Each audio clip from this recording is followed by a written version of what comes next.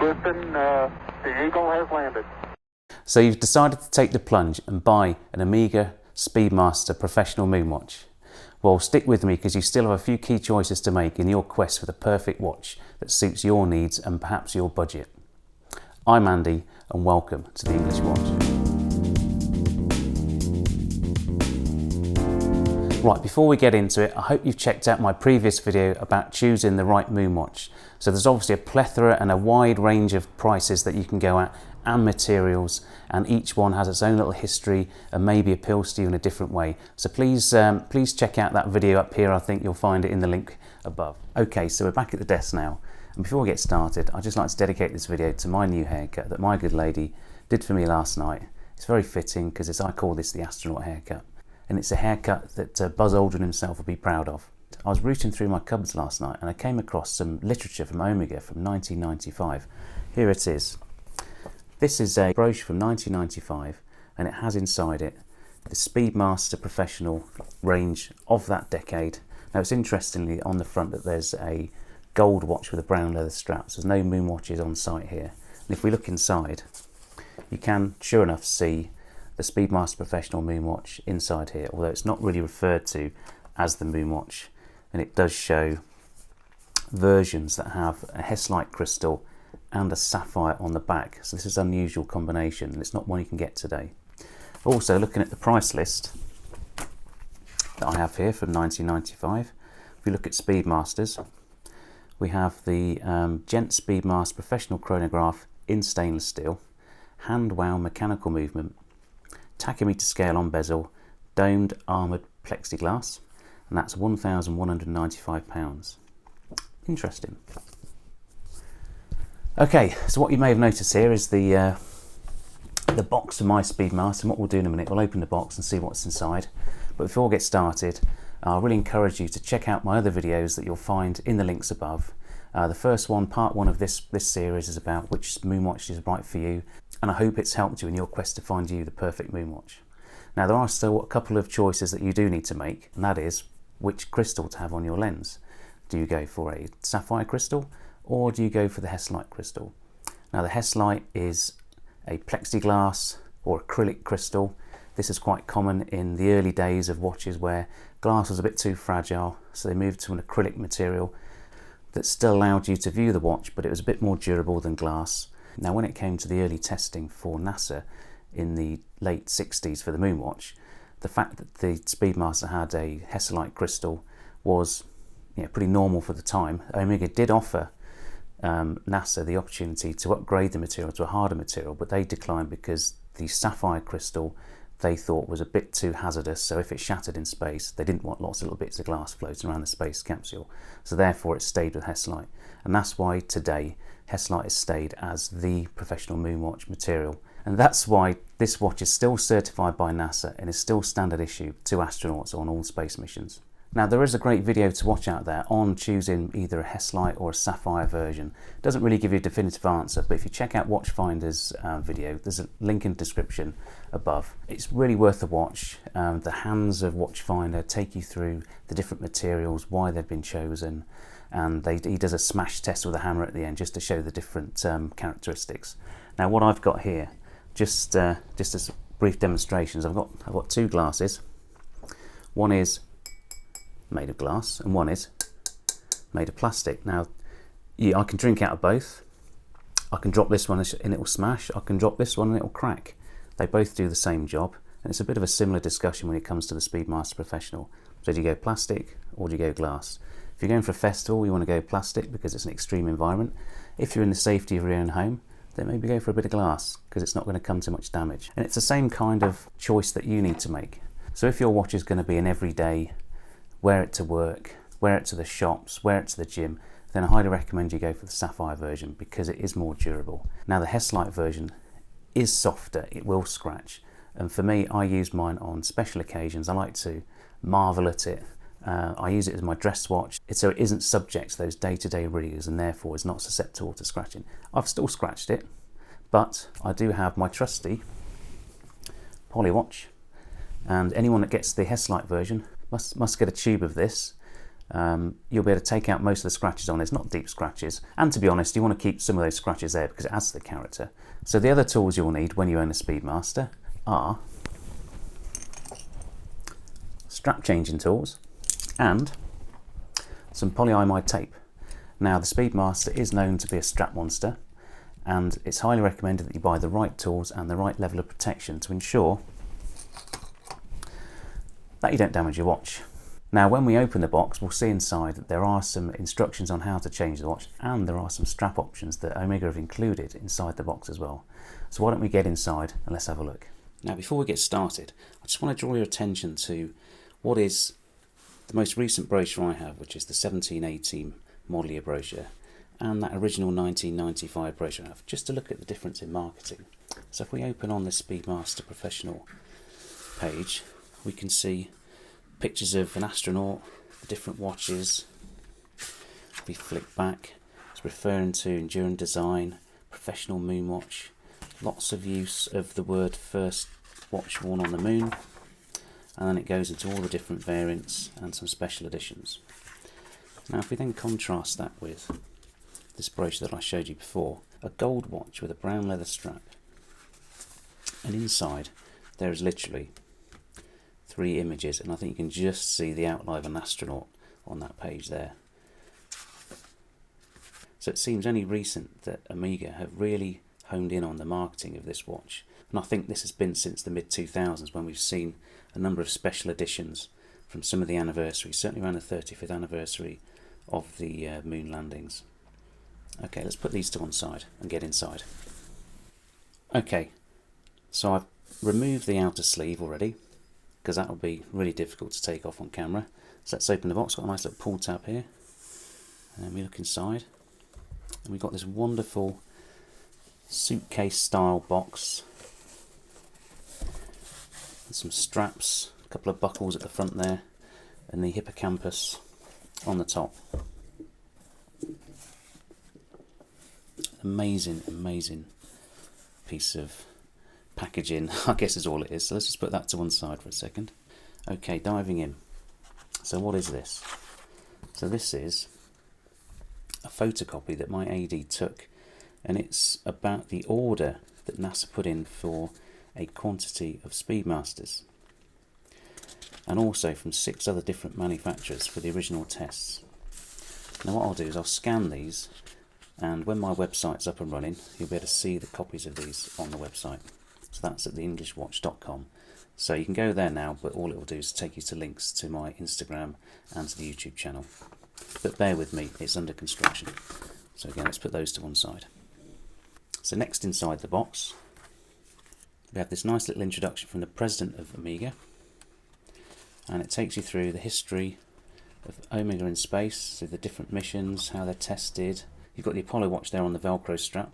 That can be seen in the Smithsonian in Washington, and I've seen it.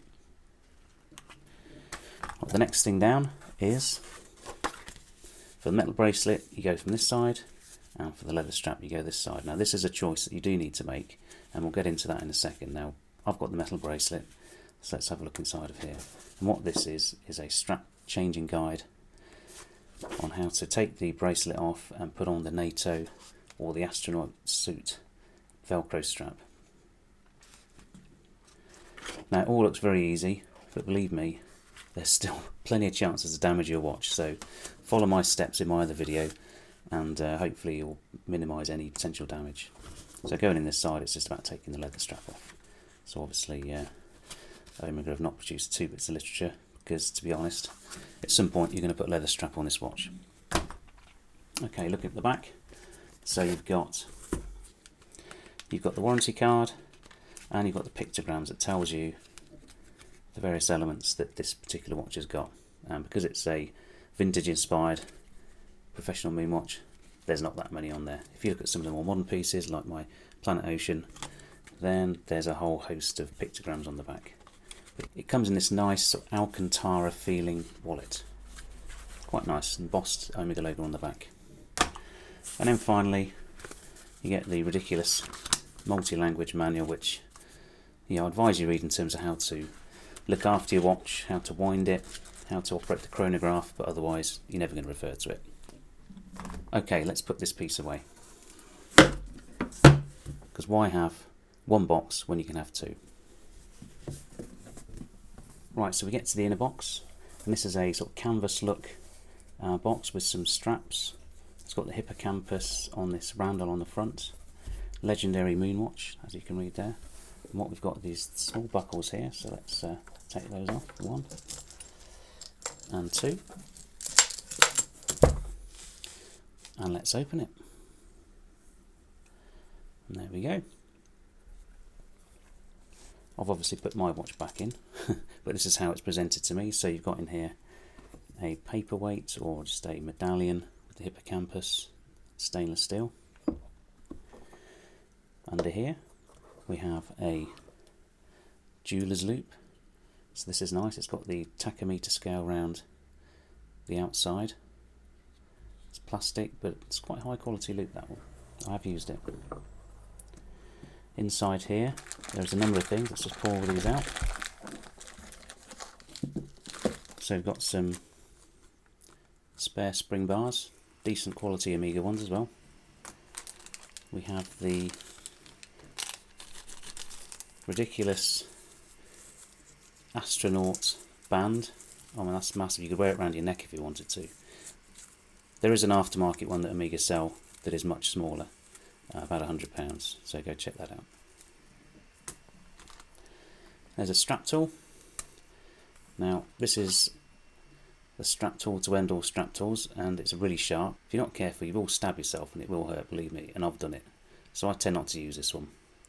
So let's put the beast back in the box. I'll use my Burgeon one. And you also get this really nice NATO strap.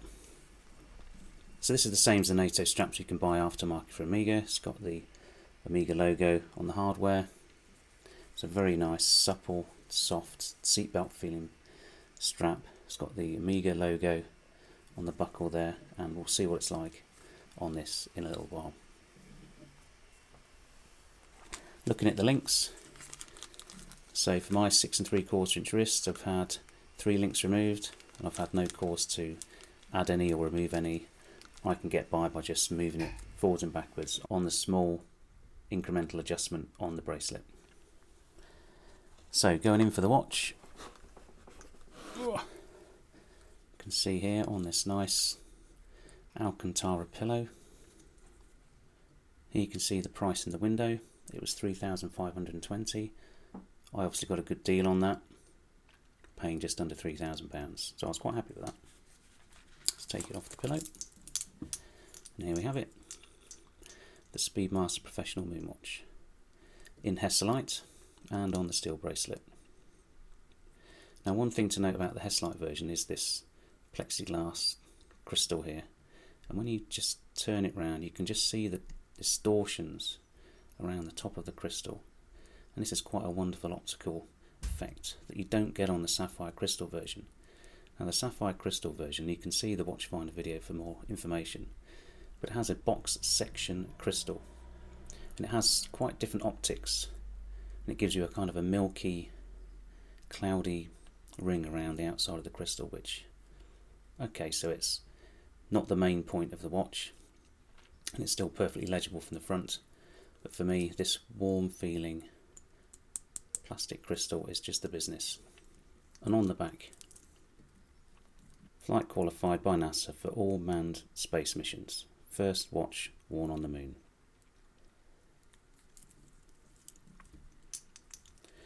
Now this is a hand wound movement, so the crown here is under a crown guard, and one of the main criticisms of this watch is the accessibility of this crown.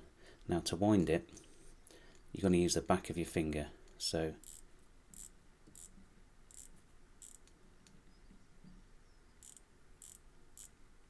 that's how I wind it. And set the time, pull it out, just one position, no date on here, just wind it around, nice and easy. There's hardly any backlash in this movement, it's fantastic, and it's stood the test of time. So you have the constant seconds here, you have the 30-minute register here, and here you got the hours register. So if we start the stopwatch, you'll see the what should be the second hand, but it's actually the chronograph hand moving around the tachymeter. Stop it and reset. Okay, this has the traditional lyre style lugs, twisted lugs. It's 20mm across.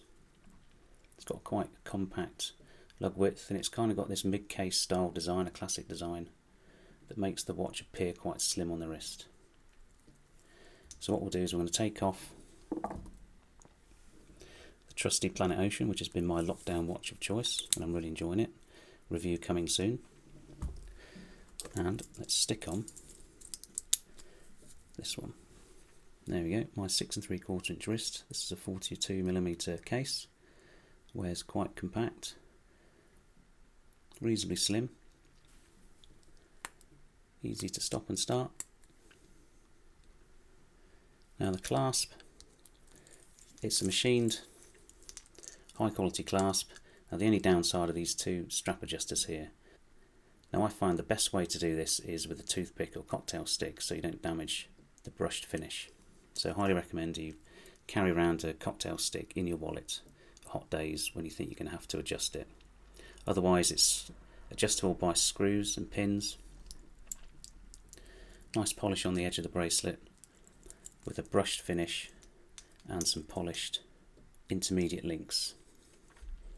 Now we believe the new Moonwatch, when it gets replaced at the end of the year, when it gets the new coaxial master chronometer movement, will come with the 3-link design from, as you can see in the new Ed White 321 movement watch, albeit completely brushed across. That's my view anyway.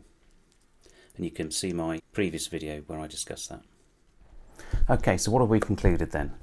Well, what we've concluded is that even though you may have chosen to buy yourself an Omega Speedmaster professional Moonwatch, there's still a few more choices to go for. Hesalite or Sapphire.